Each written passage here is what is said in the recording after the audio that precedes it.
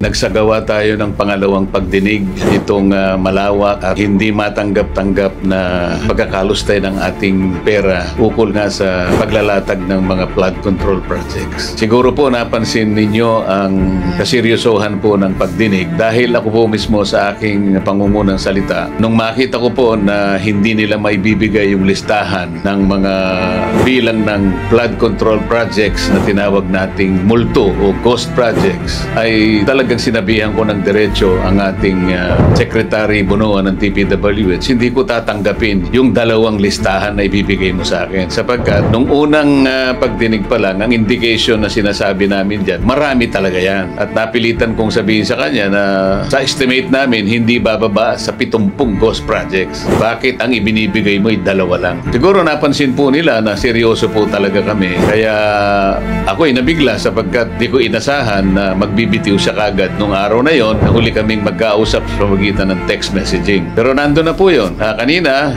na lumitaw po na sineryoso din namin sapagkat alam namin yung 15 contractors na yon ay maaring natatakot na magturo ng iba pang mga sangkot dito sa maanumalyang pagkakalatag ng flood control project. Pero binigyan natin sila ng alternative. Pinayuhan nga namin ay consider nila yung magbayad na lang sila ng tanyo sa gobyerno at ituro nila kung sino yung mas may pagkukulang dito sa mga bahagi ito. Kanina po sinabi namin, kinasangkapan na namin yung AMLAC.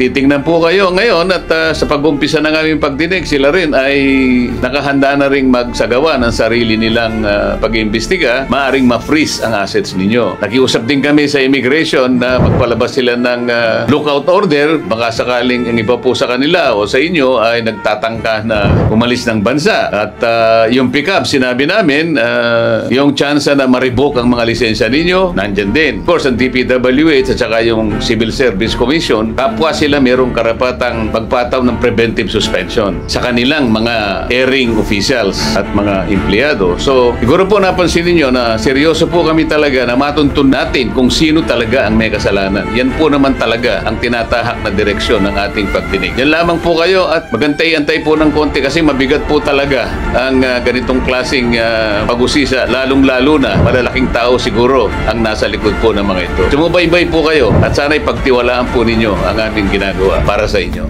Salamat po.